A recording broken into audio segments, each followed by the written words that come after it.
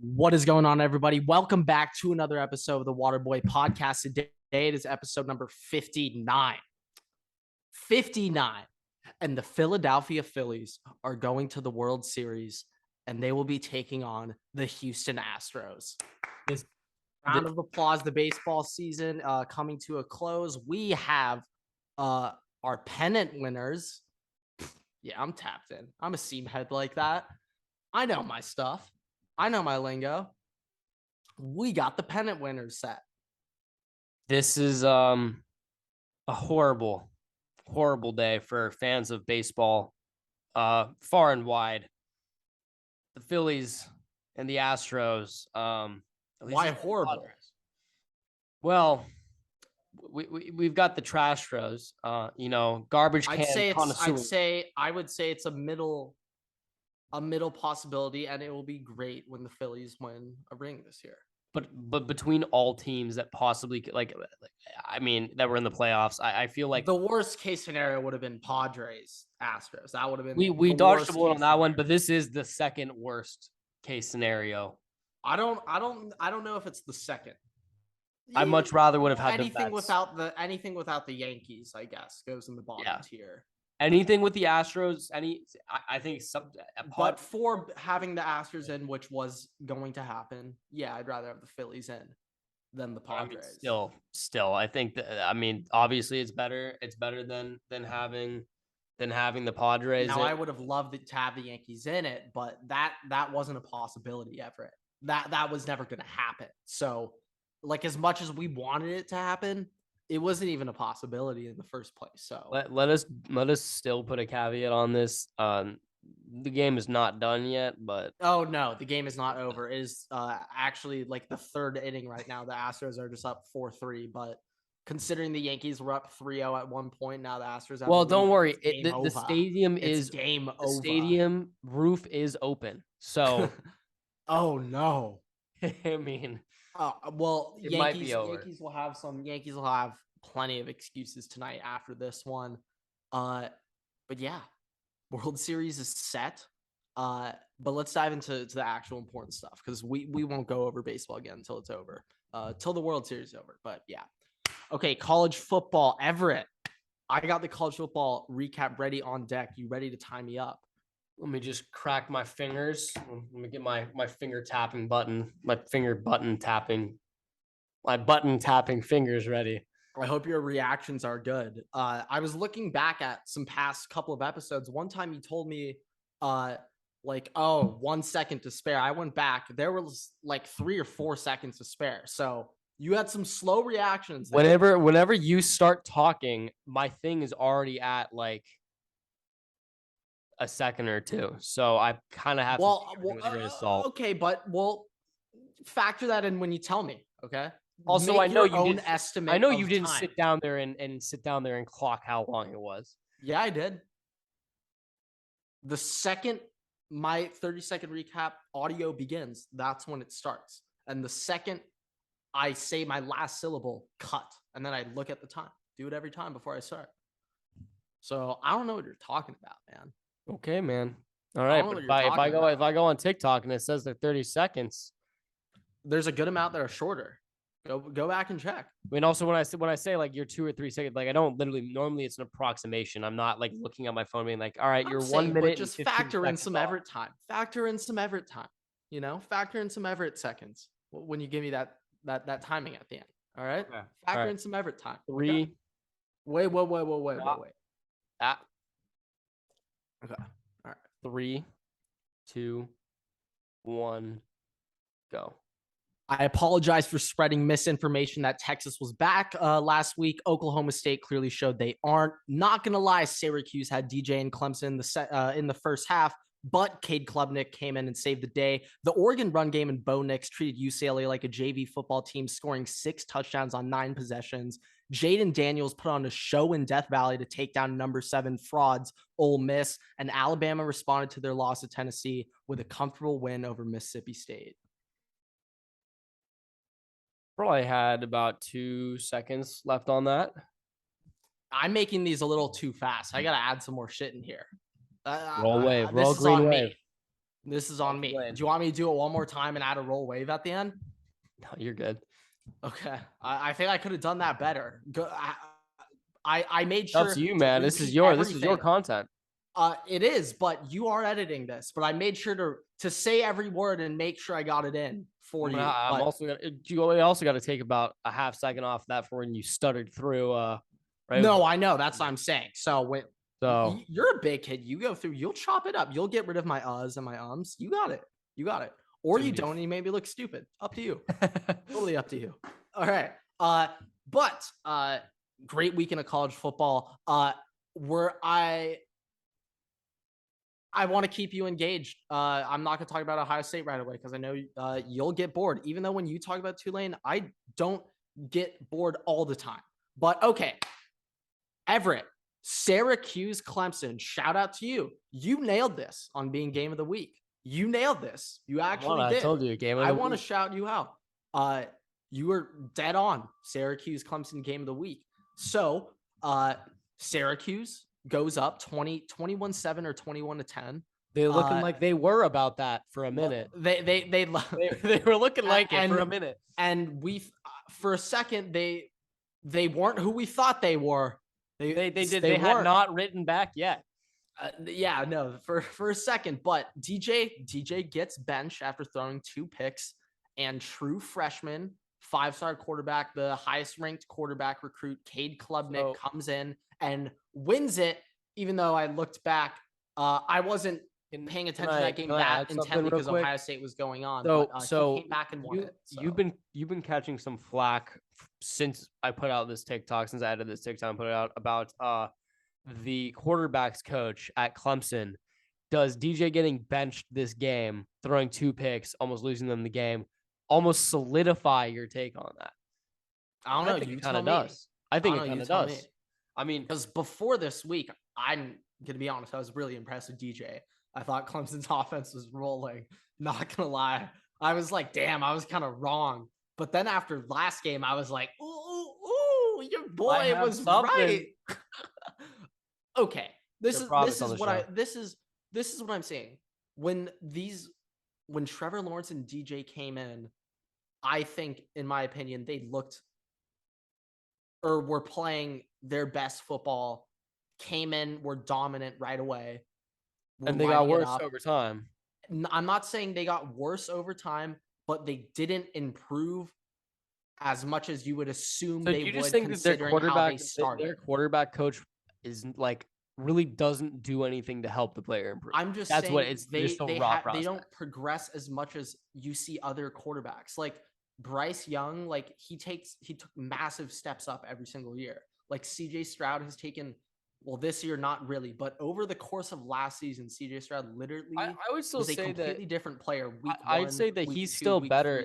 I'd say that CJ Stroud is still better this year than he was last year. I think that he's taken some steps. I just don't think he's I say that because I think this year the games that he's having on average, like the good games. I love you talking up my boys. The good games that CJ Stroud had last year, like he had some very poor games, right?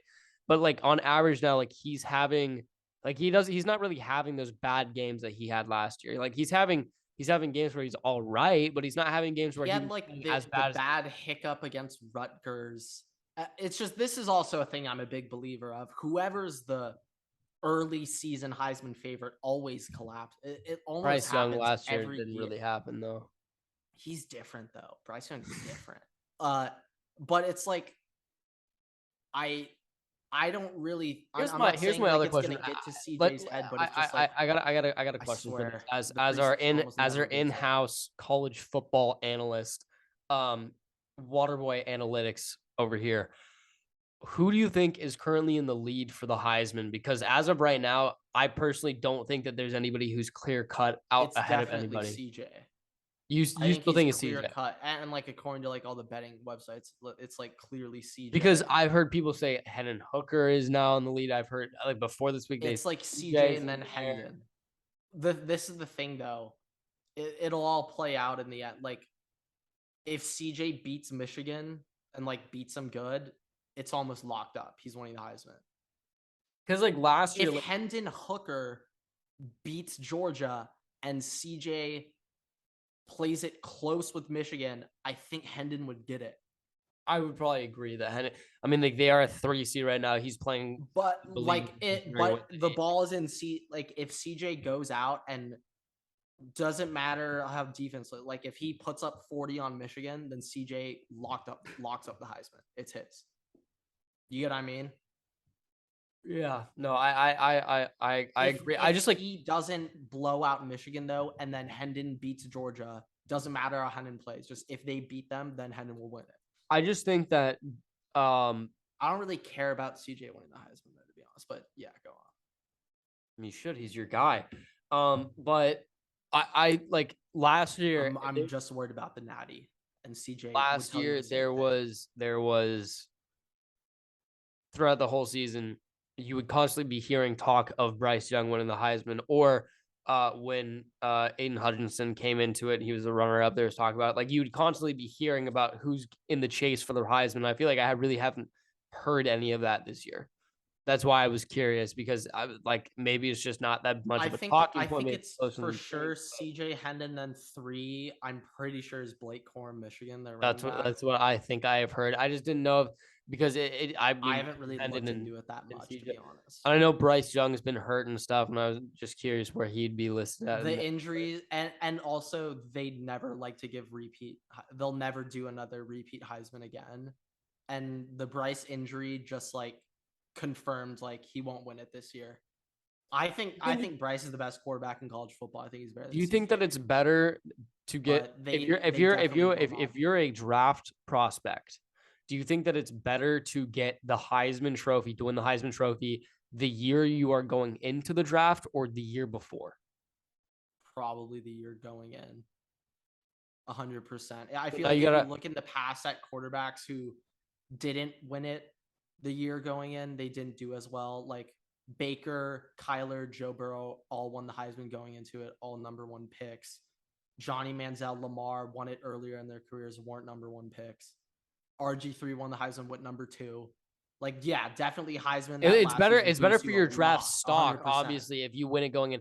I'm just kind of surprised. Like, even if you have maybe long term, it's a better situation when you look at Lamar because he got drafted later. And he's in a better spot. Team. So now we have mind games. Maybe if you want more money up front, you wait. The thing though, I think Bryce. I think also because the narrative that, which I mean, it's true, but it's like stupid that it's like Ohio State's never had an NFL quarterback. It's like, okay, before Patrick Mahomes, what quarterback did Texas Tech have? Like before so many teams, which quarterback was it? Like, you get what I'm saying? Like before, also if they want Josh Allen, what quarterback came? If they want to keep talking like also, like it's also kind of like that the same argument thing with, doesn't make sense. It's like the same kind of thing with like USC. Like also people are like, oh my, like he's a USC, like he's gonna be great.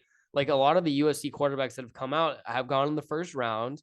A lot of them have done well. Some like Mark Sanchez did great in the start of his career. They took him to the AFC Championship game. He beat Tom Brady in the playoffs. After that, butt fumble, fell off. Right, Sam Darnold. Pre-butt fumble though, Mark Sanchez was a dude. He was a dude. He was a dude. He was a dude. Sam Darnold. Like his first 2 years with Rex, the Jets were raw.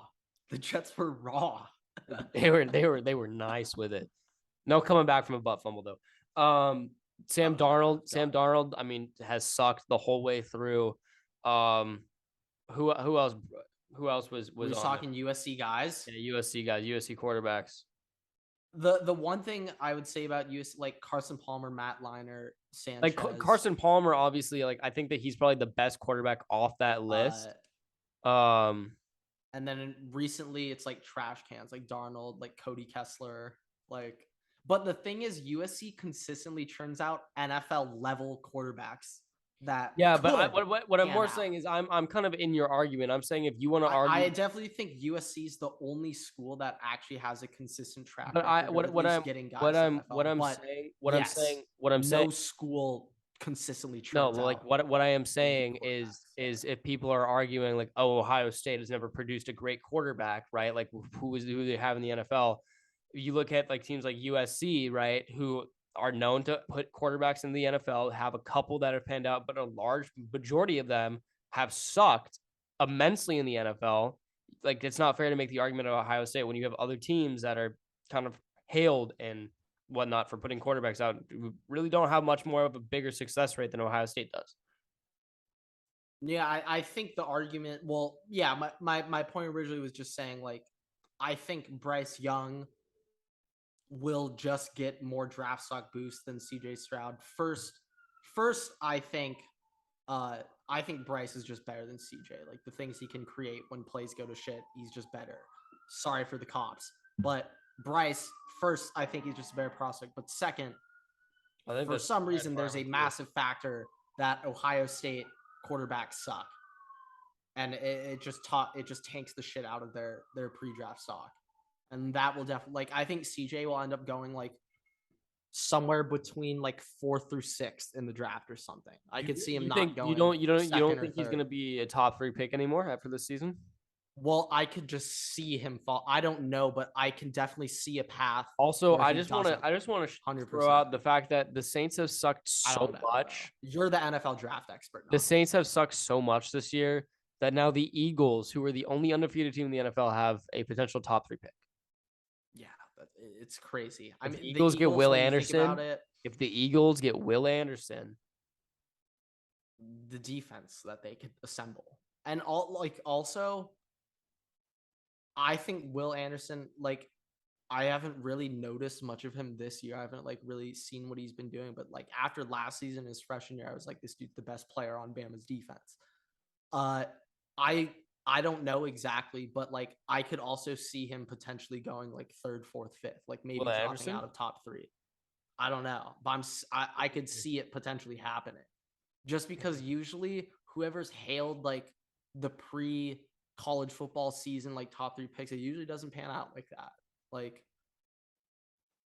yeah, I just feel like that usually happens. Like, before the season started, people were saying Sam Howell was going number 1. Like, come on. Oh yeah, no. Remember, I was talking about this last year. Is Sam Howell just absolutely? So like things could change, but I do think still, as of right now, Bryce, CJ. Has there ever been a worse dropout for a quarterback going from potential number 1 overall pick to like a 6th rounder? Yeah, I mean, bad drop for him. But okay, back to college football. Back to Syracuse, Clemson. Okay, Cade Klubnik comes in, barely wins it. When Klubnik came in, these are how the Syracuse drives ended. Okay, 3 and out right before he came in, 3 and out, punt, 3 and out, interception. So the Clemson defense just shut that shit down to end the game. Did they rally with Cade Klubnik? Maybe. I don't know exactly. But anyway, my point is that performance on the defense, like Clemson's defense is good enough to carry their team to go undefeated in the ACC. Okay. That defense is good enough to go undefeated in the ACC. I don't care who plays quarterback for them.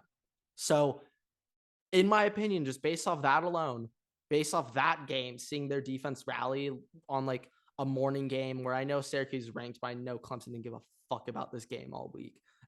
But to rally like that, have the defense actually nut up like that, go 3 and out, punt, 3 and out, interception, that's stupid to end the game. So because of that, I think Clemson's running the table going undefeated, and I think they are 100% making the college football playoff. We'll get into where exactly I'm going to rank them in a sec, but I want to go over the Ohio State-Iowa game real quick. And I have some Union with that. It's a little Ohio State, not really Ohio State Union. I'm going to keep this interactive with you though. Okay. All right. So Ohio State beats Iowa 54-10, Everett. So as in a bit of a Tulane perspective, 38-28, we were going over the Tulane win over Memphis. And I was saying like, it was a bit of an ugly win. You were saying, I don't care. A win's a win. Winning matters. So, okay. Ohio State beat Iowa 54-10. Okay. Yep. Just based on the score, what do you think? What does that make you think of Ohio State? And for reference, we'll put up a common opponent. So going into the week, I was really interested in Ohio State and Michigan playing a common opponent. Michigan throttled Penn State last week. and everyone's saying like, "Oh, Michigan, watch the fuck out." A ton of people are telling me Michigan's about to shit on Ohio State again. So Michigan at home beat Iowa 27-14. Ohio State just beat Iowa 54-10 at home. Just based on those scores, what does that make you think about Ohio State compared to Michigan? What do you think? I get what you're trying to get at, but I don't really take it. I understand you want me to say like, okay, Ohio State won by more, so they're going to be better than Michigan because their common opponent, right? Like Ohio State beat by more, right? And I get that if you want to hold that argument still, right, and you want to use Tulane. Well, I'm not really trying to call out Tulane here, but I was No, just saying like but in what I am reference, saying, like I'm gonna finish my point. Like if we want to use that, all right, that's fine. I don't care because Tulane versus Cincy, Tulane versus UCF go through common opponents. Tulane is still beating the common opponents by more than Cincy and UCF have. So I don't care. When I was saying a win's a win, I don't care. And the reason I say that is because on record, like, yeah, people might take into account, like voters, whatever, might take into account, okay, this team only beat them by like 7, 8 points, and the team they were playing were not great by any means, but my record still says that I'm 6-1, 7-1, 6-0, 7-0, right? So like on an actual piece of paper, like that doesn't matter. And when it comes to game time, right? If I still have that same record, I don't care if we beat a common opponent by a little bit more, a little bit less than somebody else. When it comes to me playing that team and I beat them, who cares? Who cares that I beat a team that we both played by less or by more than the team I just beat? Like it doesn't matter. okay. All right. Well, anyway, I was saying a lot of people going to this game, or a lot of Michigan fans were saying like, "Oh, like look at how we beat Iowa. We ran for 174 yards against their run defense, yada yada yada." Uh, we're gonna get into this game a little bit. So Ohio State won 54-10, and it was probably the ugliest 44-point win I've ever seen in my life. But it was a 44-point win. Uh, and I'm pretty sure this is the most amount of points that Iowa has given up in a regular season game since their coach has taken over. So I'm pretty sure Ohio State just set this record on them for most points given up under Ferentz for Iowa. Let me just add real quick though. So that is something to point out. I will But say I'm still wasn't very winning happy about the game. winning by a large margin, putting the stomp on a team, obviously is better for it's demoralizing for the other team. It's great for your team. It's great for motivation. I agree with that. So I will say that, but I will continue with my statement. A win is a win. Well, I'm not even thinking about from that perspective. I'm literally thinking about championship football teams. Yeah, no, I'm thinking if Ohio State wants to be a championship football team, they need to be in my opinion, they had to do better than this. It should have been worse. Ohio State had multiple drives start in the Iowa opponent territory, and they could not score. Going into this game, Ohio State was arguably the best red zone offense in the country. They had scored on every single red zone drive and had touchdowns on like 29 of 32 drives. Some crazy number. And then today, I think in terms of a touchdown drive ratio, they went like 2 for 7. So Ohio State went 3 for 13 on third down today. Just disgusting, ugly. You'd sit here thinking to yourself, how did they put up 54 points with only converting 3 third downs? And it's the defense really stepped up. However, Iowa actually is the worst offense in the history of mankind, Everett. On the first play of the game for Iowa, the quarterback literally threw the ball directly at an Ohio State safety, Tanner McAllister. Just literally threw it directly at him. I was actually like, wait a sec. Like, I guess he didn't see him, but like, holy shit, man. Like, wow. I feel like there's probably a student at Iowa who probably could walk on and play better than that quarterback. I thought that too, but then Iowa brought their backup in, and he was also awful. But so, I feel like they're both scholarship players. What if we get a walk-on? I want to walk. I want to say anything could be better than that, but at Iowa, maybe not. Like maybe not. But yeah, that happened. We're gonna talk about the defense a little bit. So for the defense, Iowa scored 10 points, but one of them was a CJ Stroud fumble, scoop, and score. That was 7 points. So the defense only gave up 3 points.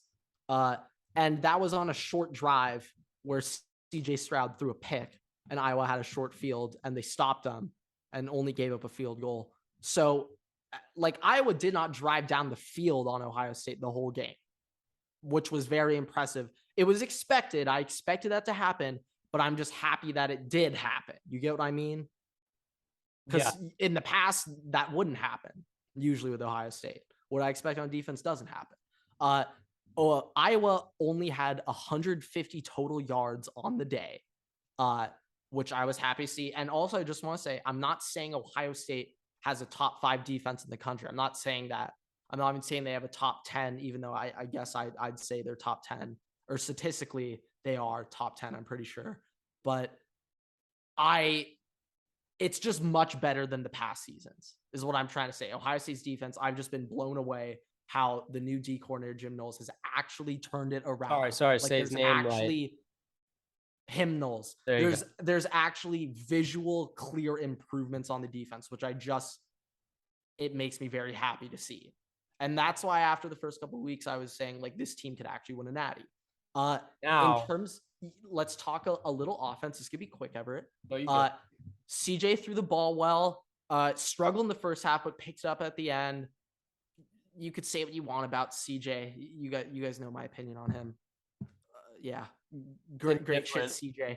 But let's talk about the running game, okay? Ohio State could not run for fucking shit on Iowa. Could not run for shit. And that's what really stalled them in the red zone. That's where they got exposed last year. And that concerned me because Ohio State cannot be settling for field goals in the red zone against Michigan, against Georgia, against Alabama. They can't. And they were doing it against Iowa. Now, I want to give a little bit of credit to Iowa. Okay, Iowa, on paper going into this, I think they had the number 5 defense in the country. And even after giving up like 300, 400 yards to Ohio State, giving up 54 points, they're currently the 8th best defense in the country still, even after giving up 54 points, Everett. So because they're like, Iowa does have a good defense. I wasn't really giving them any credit, but like they do have a good defense, but still Ohio State went up against an elite defense and they couldn't run the ball for fucking shit.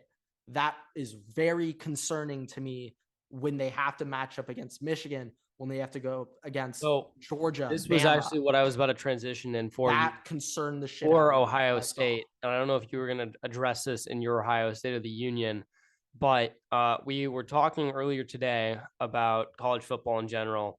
And you brought up that this is the most respect that you have given Michigan in a very long time. Oh, yeah.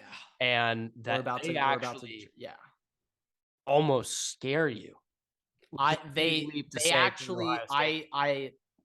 100% am scared of Michigan to a degree. Not to the point where I'm like, oh, they're going to beat us world ending. But like, whatever the spread is, like, Michigan's covering it 100%. I like this game is going to be a last score. I think it's going to be a close fucking nail biter. It's going to be an instant classic game. It's in the shoe this year, though, right? Yes, which favors Ohio State a tremendous amount, and I think that ultimately will give them just an even bigger. Also, I just got to throw it back. Like, just real quick. I know Ohio State lost last year, but there can't be any better kind of like game environment than the whole stadium sold out. It's snowing. Like, I mean, I know a lot of friends at Michigan who were at that game, and I'm going to be honest, like when it was happening and afterwards, like pregame, everyone's talking shit to me. I was talking shit, but I was like, honestly, enjoy this, boys. Like, this probably going to be the greatest night in Ann Arbor. It was the greatest night in Ann Arbor in like a decade. Like, that's how long it had been since they won. So like that shit was nuts. I'm going to be honest, and it pained me. It pained me to see, but like the way we got beat was so bad. And the only thing I've been thinking the whole offseason is run game. That's it. Because the run game is how Michigan literally beat the living fuck out of us last year. And so that can never happen again. Ohio State can never get outmanned, out-toughed by Michigan ever again. It can never happen ever again. All right. And I thought after the 2020 Bama game, that was already a message. We got to pick it up, but it wasn't. So let's get into your Ohio State of the Union here and then end the college football segment with. Well, to be honest, my Ohio State of the Union, it's pretty much just over. I got one. What I just talked about pretty much was it. So good for you, Everett. My last point: when Michigan played Iowa, they had to rely on their run game to get the win, and that's what happened. They ran for 174 yards on like 40 carries or so, like 4.1 yards per carry, but that's stupid. 174 yards on Iowa, where Ohio State ran for 66 yards, averaging like 2.2 yards per carry. So that to me, concerning. So going back to your point of how game results don't matter, I agree with you, because Michigan's 27-14 win over Iowa was very different than Ohio State's win over Iowa, in the fact that Michigan still dominated them on the ground, ran it down their throat. But Ohio State, when they couldn't do it, they, like in the first half, Ohio State was trying to run it. They couldn't, and they were getting stuffed over and over and over. Second half, they make adjustments, change up their run scheme a little bit, start passing more. Then they were finally able to score. Ohio State doesn't make big time adjustments until the half. And against Michigan, I don't think we can afford to wait. We got to be making shit on the fly. You're like, literally, we can't be waiting, because last year was a tie game or like a close game at halftime. It really should have been worse, but it's like in the second half, Ohio State did not make the adjustments and Michigan did. And we got fucking pummeled in the second half. And it's like, just watching how that game went compared, knowing how Michigan won, that concerned me, just because it goes back to how Michigan beat us, where it's even if our receiver room's that great, Michigan could still just run it down our throat and stop the run. And it doesn't matter at the end of the day. Yeah. Okay. So third and long, CJ is not. I've just been watching the clock here, so I'm trying to make sure we can fit in, because we still got to go through all the NFL games from this past week. Yes. Okay. Let's get into your ranking system. Yeah. Quick little college football outlook prediction ranking. So, pretty much after Oregon beat UCLA, ripped to the Pac-12 college football playoff chances, you guys are eliminated. Pretty much my reasoning that Pac-12 is essentially done and eliminated is that Georgia now is in no matter what. Georgia can lose the SEC championship game and they're still in it, because they beat Oregon head-to-head so bad week one. And I know it's week one. I don't care about it. I don't think it matters, but the committee does. And we're looking at this through the committee's perspective. And even though I don't think week one games matter for fucking jack shit, the committee does. And so if at the end of the day they had to pick between Oregon or Georgia who got in, it would without hesitation, fucking Georgia instantly. Zero hesitation. Georgia's in. So that's all I'm saying. That's why Pac-12 is officially eliminated. Only way they get in is if Georgia loses to Tennessee and then also loses to the SEC champ. Only way. But that won't happen, of course. So yeah, rip the Pac-12. Big 12, they have a chance. They have a chance of getting in if TCU goes undefeated, but they're going to kill each other out. I'm not even going to worry about it.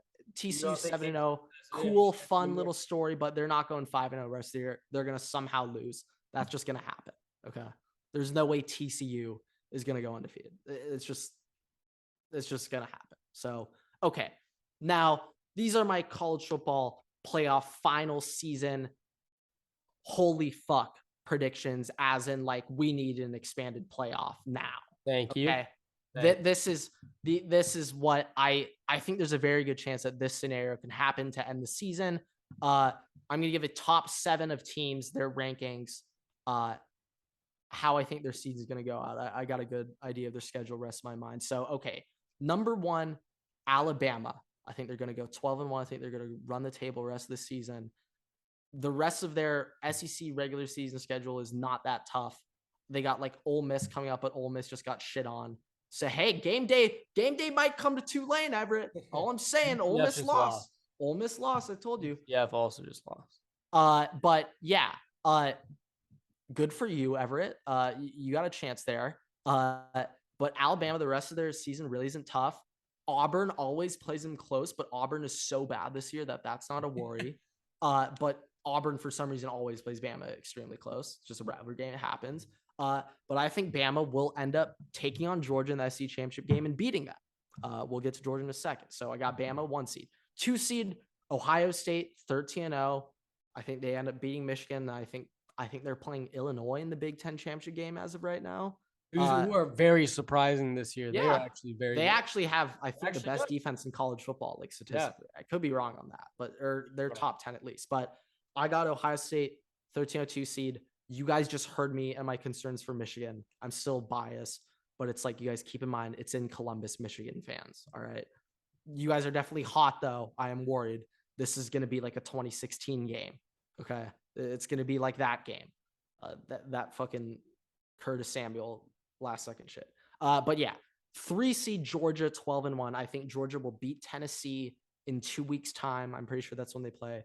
I think Georgia beats Tennessee, and then I think they lose to Bama in the SEC championship game. However, Georgia will have marquee wins over Tennessee still, because Tennessee will still have momentum. They're 3 seed right now. They'll beat the 3 seed at the time. They'll get that momentum, and they'll still get a lot of credit from their Oregon win. And I'm about to explain where I got Oregon. Early in the episode, I went over Clemson. I think Clemson will be the 4 seed, 13-0. They're the team who gets in the playoff and shouldn't be in. But I think Clemson obliterated. Yeah, I think they'll get literally curb stomped by Bama round 1. So right now in my playoff model, I got Bama versus Clemson, Ohio State versus Georgia. That's what I think. We're on a good chance at happening. And if you want, swap out Ohio State, put Michigan there. Depending, it literally all depends on whoever wins that game will be the 2 in the playoffs. Ohio State or Michigan. That's a lock. And the winner of the SEC will be the 1 seed. I think it's going to be Bama. So I got Bama at 1. But okay, I agree with that. Then I got Clemson at 4 because they'll go undefeated and they're going to get it. They're currently the 5 seed, but Michigan or Ohio State will have a loss. Clemson will jump them. They'll take the 4. Now my 5 seed, Everett. I have Oregon at the 5 seed. And this is my logic, okay? So Oregon, they just beat UCLA. That's a top 10 win, and that will be on their resume as a top 10 win. They're going to play Utah a little bit later. In Utah, they just beat USC. Utah is a top 15 team. So they'll get another ranked win, assuming they beat Utah, okay? Then they'll have the Pac-12 championship game where they'll play USC, UCLA, or Utah, which will be another most likely. My guess is it's going to be USC. And I think Oregon will actually run the table and win out. What they did to UCLA, I thought UCLA was going to be the best team in the Pac-12. What Oregon did to them was mind-boggling and crazy. Now I'm a little concerned with the fashion that Oregon won. Maybe they start riding on a high and Utah catches them. Maybe that happens. Bo Picks wasn't really throwing picks, but yeah. If that happens, then maybe the Georgia path isn't as clear. But in this model, I think Oregon will have the 5 seed, and that will for sure put Georgia in the playoff, put them at the 3 seed over Clemson, in my opinion, because Georgia's currently the number 1 team, and they're going to have that bias. They have that bias. Also, we can't forget, and Kent they have State, the Oregon win. The Kent State game, though, for Georgia. Never forget that, though. Well, we don't, but the media forgot that. And Missouri, those games didn't even happen ever. Okay. Like, it's funny that Georgia literally beat Missouri by 4, and people are like, oh, it was a tough, hard-fought win for Georgia. It wasn't that bad. And Ohio State beats Iowa by 44, and Georgia fans are like, Ohio State sucks. It's like, let's compare struggle games, boys. Yeah. But whatever. I'm not here to fight. I got Oregon at 5, and then at 6, I have Tennessee at 11-1, with their only loss being to Georgia. I think I could see Tennessee still being 5 seed over Oregon. Like, don't get me wrong, but I think Oregon. I think the committee will show that conference championships matter, and I think they'll put Oregon at 5. I could be wrong on that, but I have a little faith in the committee for doing something kind of right, and at least putting the Pac-12 champions at 5 for winning it doesn't impact the playoffs, so fuck it. It's harmless putting them at 5, and I hope they do the right thing. But I got Tennessee at 6 with their only loss being to Georgia, and then Michigan at 7 or Ohio State. If Ohio State loses the game, I could see them being 6 and Tennessee 7. But yeah, quick run through. Bama 1, Ohio State 2, Georgia 3, Clemson 4, Oregon 5, Tennessee 6, Michigan 7. That's what I think could happen. And I think all 7 of those teams, maybe not Oregon. But then again, week 1 doesn't matter. No, I'm sticking to my point. I think any of those 7 teams could win the Natty this year. Because I don't think there's a clear-cut number 1 team. What do you think? What about 8 through 10? What are we thinking about for 8 through 10? I didn't go over it. I won the winner of the Big 12 is like right there. Like I would assume USC or UCLA or Utah. I would say the loser of the Pac-12 or Pac-12 South champion would be in the top 10. And then in this model, yeah, no more SEC teams would be anywhere near that shit, or they shouldn't be. They probably will, but they should. I'm just listening. And then my 10 seed, I would have the Tulane Green Wave. There we go. All right, going 12-1. That's what I needed to hear. And taking on, I think in my model, you guys would be taking on the Tennessee Volunteers. Oh God.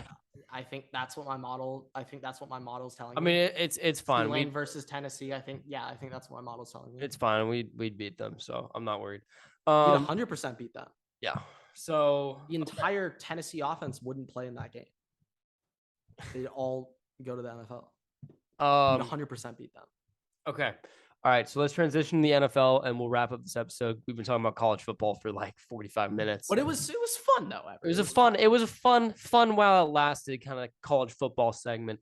All right, you ready for your NFL recap? Yes. Let me give me 1 sec. Let me change to my jersey. Okay. While you're doing that, I've got a little segment here. We all know Christian McCaffrey got traded this weekend. Or I guess this week. So just rip to everybody who had Jeff Wilson, including myself. Brutal fantasy loss there. Was he performing? Jeff Wilson? Yeah. I don't know. I dropped him after the What trade. Was he doing well? Like I think he was mid. I mean, I have CMC in another league. I have a horrible team, but like now I just have an excuse to watch McCaffrey every week. So that's kind of fun. Okay. All right. You ready? Yeah, I am ready. 3, 2, 1. Go. Fat Randy nutted up for the Titans with a 4-for-4 kicking clinic, and it looks like it's Malik Willis season now. Carolina has officially gone into tank mode after trading CMC to San Fran, but the Niners got throttled by the Chiefs and the Panthers manhandled the Bucks. The Ravens actually held on to a fourth quarter lead at home. New York keeps rolling with 10 points in the fourth to come back and become 6-1 on the year. And my Chargers made the Seahawks look like the greatest show on turf. You had probably a couple seconds left on that, 2-3 seconds.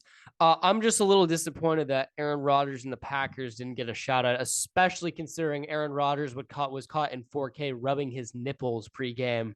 And also, by the way, I definitely missed that. However, I did not want to mention the Commanders. We are anti Dan Snyder, so we don't even want to bring up them and give them any type of shout out. Actually, I heard Commanders fans were pissed that they won this game because it gives Dan Snyder more time to remain as owner of the team. But also, besides Aaron Rodgers rubbing his nipples pregame, he apparently at halftime went into the locker room and cut off little dangly shit from his hair. He gave himself a haircut mid-game. Oh, he cut off like part of his like mullet shit, whatever's going on back there. Like, I don't know what his hair is.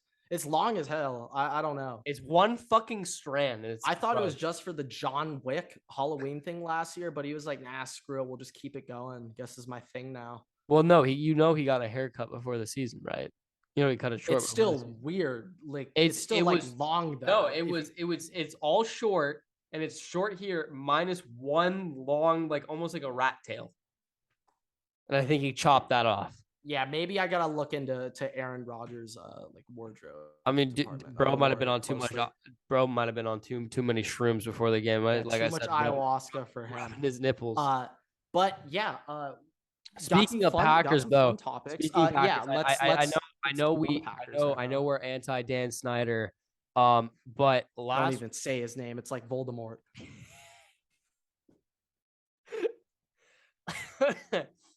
Last week after the Jets won, Sauce Gardner put on the cheese head and was running around with the cheese hat on, right? I really should have put that in the NFL recap. I really botched that. This week, after the Commanders beat who did it? Green Bay, Benjamin St. Just got he's a corner. He's a corner for the Commanders. Got a cheese hat, and was wearing it in the post-game locker room. I am so unbelievably happy that this is now a tradition. I am expecting every single team. I love it. Whoever beats the Packers will now be wearing a cheese hat. I'm going to be honest. I gave the Packers a little bit of a break after their past 2 losses. I was like, maybe they just got caught when other teams are hot. But after this loss, no, the Packers are officially bad. It is your division, Everett. It's locked up. Oh, I am unbelievably happy right now. I don't think we might not have to win another game the rest of the year. So okay, well, Everett, at this point, the Packers, we're going to come out and say they are officially done. Like wild card at best. Let me read you their schedule. Let me read you their schedule. But Everett, the point of this, I don't want to talk about the Packers. I want to talk about the Vikings. So with this being known, you have this division wrapped, and it's October 23rd in Kirktober. You have it wrapped. Great. You have it wrapped. With knowing that, what are your expectations when it comes to seeding in the playoffs? 1 through 4. Where do you expect the Vikings to land? I expect the Vikings to land at 2. 2? I'm expecting the Vikings to land possible. But what I'm going to say is behind Philly? Right behind Philly. If the Vikings can continue their streak, right? If the Vikings can continue it, I expect Philly to fall off at some point. I actually think you guys got a really good chance at a Super Bowl run. I don't like jinxing other people's teams like this. You better start knocking on some wood. I don't like saying it. But the way things are lining up, like you guys might be looking at a soupy run. Now like, look. Might be. Look. I didn't say it. You did, but yeah. The Eagles obviously right now look like they're the best team in the NFL.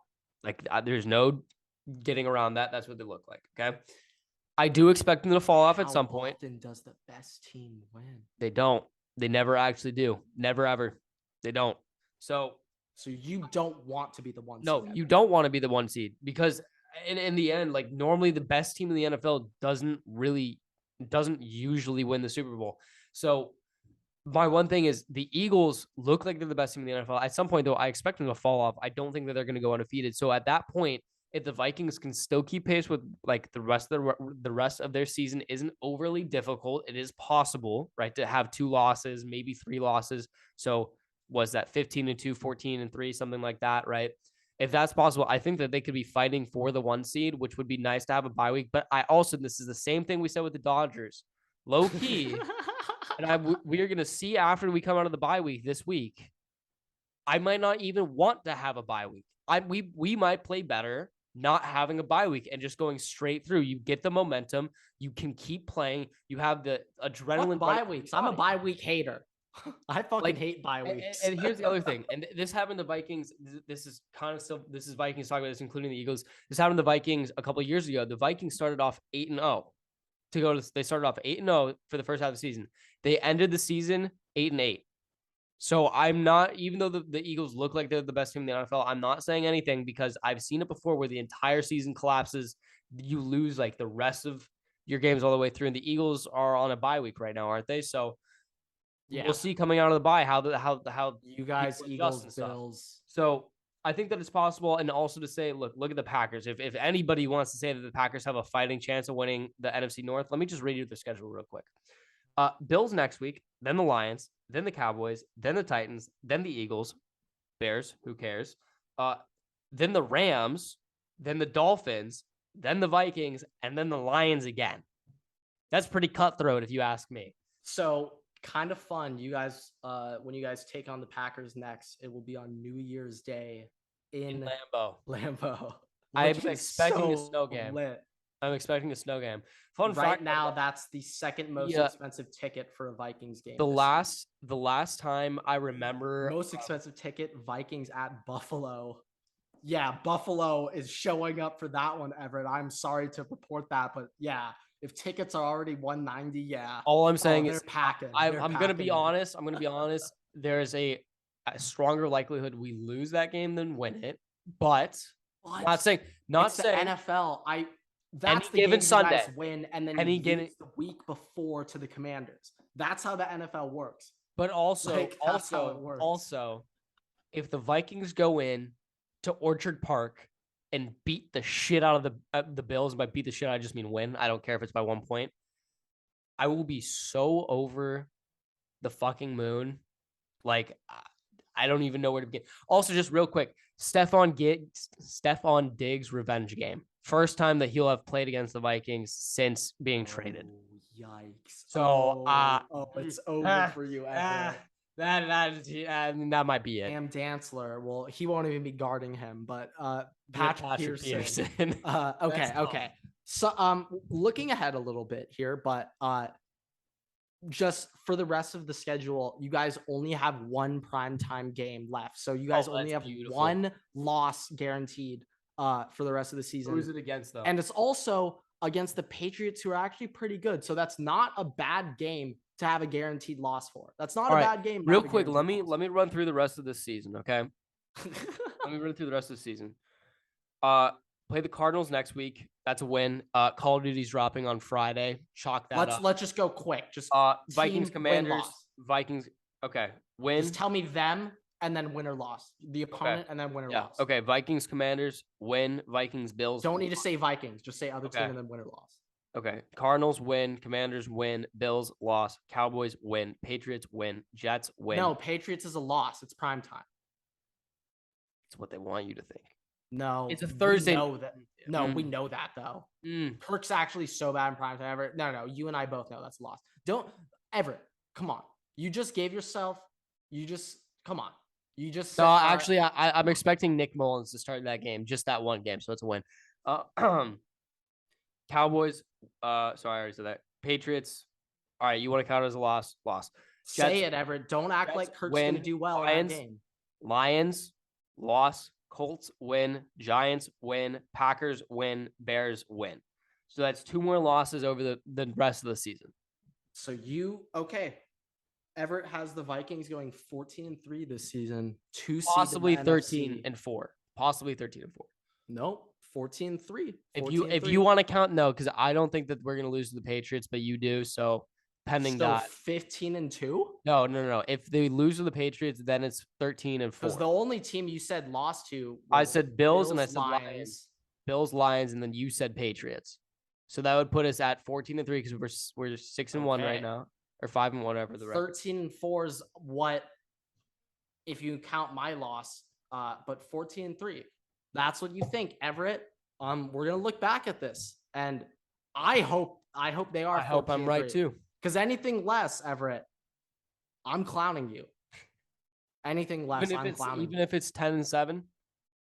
If it's 10-7, well, then I'll be a good friend, shoulder for you to cry on if you're 10-7. But getting into the playoffs still 10-7 in the wild card, choke the division. I mean, if the Saints, then I won't bring it up. Well, no, I mean, yes, unless the Saints somehow manage to make it to the playoffs, in which case it's a certified lock to win. So I'm not. I do think the division's wrapped though. We might not have to give that to the rest of the season. I will give that to you. Division's we wrapped. went over my team. Let's go over your team. Not a enthusiastic week for the Chargers. Yeah. So pregame, saw the injury report. No Keenan Allen, no Corey Linsley. I was like, Keenan Allen did play. He did. And I was like, they weren't on the injury report. They weren't on it. So good thing that they weren't on it. I was like, oh my God. oh my God, we might have an offense, guys. Like, holy shit, this is going to be fun. And then the game happened, not fun. So first drive, just a prayer falls into our lap, okay? Just a blessing from God. Asante Samuel tips a pass into the hands of Kenneth Murray. We get the ball in Seattle territory, and low-key before that, Seattle was like kind of moving a little bit. Will Dissly had a 16-yard gain. Kenneth Walker had a 15-yard gain. They were on the 50. Big-time pick, big-time momentum switch.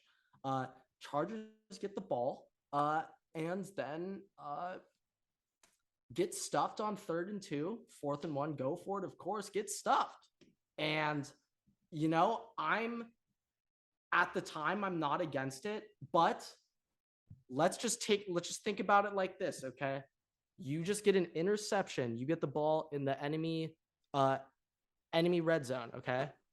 We're just thinking momentum, okay? Football is a momentum game, okay? And when Seattle, they're kind of getting the ball moving, and then turnover, that kills the whole fucking vibes. The vibes are out the window after that, okay? Because of how well you were starting, then boom, turnover. So for Seattle, obviously you want to, or for Chargers, you obviously want to score a touchdown, but you just take points. Like, you need to have some type of capitalization momentum wise from the turnover. You can't walk away with nothing. You can't. If you walk away with nothing, then all the momentum that you just gained, literally transfer all of that directly fucking back to Seattle. And that's what happened. Then Seattle gets the ball. They march down the field, touchdown, nothing. Then Chargers get the ball, pick. What does Seattle do? March down the field, touchdown, like it's nothing. It was the 4th week in a row that the Chargers went down by double digits in the first quarter. So wait, are you telling me to do first quarter spread out on the team that's playing against the Chargers? Yeah, every single week. It's now the 4th week in a row that the other team has taken a double-digit lead against the Chargers. I'll pencil that in for my nut up or shut up segment. I've never heard. It's just mind-boggling. But no, so here's first. And then the next drive, fucking Chargers fumble not having Joey Bosa, especially versus the Seahawks. You know, Kenneth Walker. He's going to be the starter in Seattle for the next couple of years. Chewed us up like it was nothing. He's just fast as fuck. Abused your defense. Explosive and shit. Oh my God. I think that this might be Brandon Staley's last season in Los Angeles. It's 100% the last season. There is a possibility. I want a mid-season firing. There might be a mid-season firing. I actually want it at this point. What I think might happen first, because I know Brandon Staley knows he's on the fucking hot seat. I hope he does. Joe Lombardi might be getting the axe pretty damn soon. I'm not even that mad at him, to be completely honest. If I'm gonna be completely honest, Herbert was playing like a fucking pussy, and our receivers can't get open. If I'm gonna blame anyone, it's the GMs for having atrocious backup wide receivers. The wide receiver depth is non-existent. Josh Palmer's not that bad, and you guys have Guyton too. Guyton's out for the season. Oh, he tore his ACL? Yeah, out for the season. Yeah, I don't know. I don't really know what to tell you then. I mean, Keenan Allen practice Michael Bandy out there, and I was a fan of him in the preseason, but it's when he's actually out there going up against NFL stars, he literally is awful. So it's just if anything, they need to sign some cheap wide receiver pieces. I think that they fucking old ass veteran dudes. They might draft. They need to get. I think that they should draft a wide receiver this offseason. I mean, I think so too. And speaking of wide receivers, Mike Williams got hurt. If they can get his ankle, Mike Williams out for a while, and fucking J.C. Jackson broke his kneecap. He's out for the rest of the season. Well, J.C. Jackson wasn't making an impact anyways, but no, I know, but it's just if the Chargers this season is chalked. I mean, it's not chalked because been chalked. Well, now it's chalked. The AFC West is still somehow competitive, even though the Raiders have Devontae Adams, but they suck. Broncos country is dying in a garbage fire. Shout out to Russ's PR team for faking an injury. Russ has been cooking stuff, lighting it on fire, and throwing it in the trash can. Chargers somehow managed to implode worse than the Broncos. And then there's the Chiefs that are looking like one of the, if not the best team in the AFC. So I don't know what the fuck's going on. I don't know though, because the Bills just walked in there and beat them. Like, we don't know. But this week, this week they abused. True. But I mean, there's just so many things. Look, my Chargers. More so, like, if the Chargers can get a early to mid first round pick and they can get JSN, the Chargers get JSN. I mean, it'd be cool. I'd love it, but I mean, they need help, and like their defense, it's like in that first game with Bosa, like they didn't look that bad. Like they didn't look that bad, and I just at least like the. Who's your other safety? Is it Adderley? So you need a free safety then too. I think he's also up for contract this year and not re-signing him. So yes, you need a free safety to pair with Derwin. You probably need another inside linebacker with Murray. You need a wide receiver. Need a lot of stuff. But first things first, need a coach. Yeah. Don't have a coach. I have two-ish things that I want to go over real quick. I want to make sure we get it in. First thing, this is just a little informational fun fact. In honor of the Dolphins' perfect season, today at the Dolphins game, right now, they have soda going for 75 cents. Popcorn's $1.75 and a hot dog is $2. Pretty good. Just want to shout out that should be how concessions are across the board, but unfortunately, my other thing, we didn't get to mention this last week. You did not mention this in your recap, and I've been going after him on Twitter since last Friday. Elijah Moore might be the softest individual that plays professional sports to exist on this planet. And Tommy Pham. Wow, that is a big thing.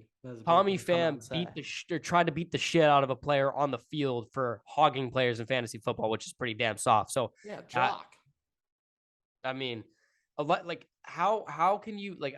I don't understand. Like, I'm sorry. You didn't get a reception in one game, but your team is still off to its best start in 10 years. Like, why the fuck are you complaining? Like, you're getting paid millions of dollars to be there. You're not a number one wide receiver on any team in the NFL. Now you want to be traded because you didn't get a catch in one game. Like, I don't see that. Like, I don't see that from even star wide receivers. Like, Justin Jefferson didn't do well. You don't see Garrett bitching and complaining after he's clearly the best receiver on the team and he like still doesn't get targeted. Like, Justin Jefferson didn't have not Justin. Adam Thielen has not had a good season this year. Do I see him complaining because he's not getting the amount of targets he's getting? No. God, no. You'd like, never see that. I don't understand. Also, like, your boys with Zach Wilson, your team's finally winning. You say that you're a team player. You say that you want to be winning. Did he say he's a team player?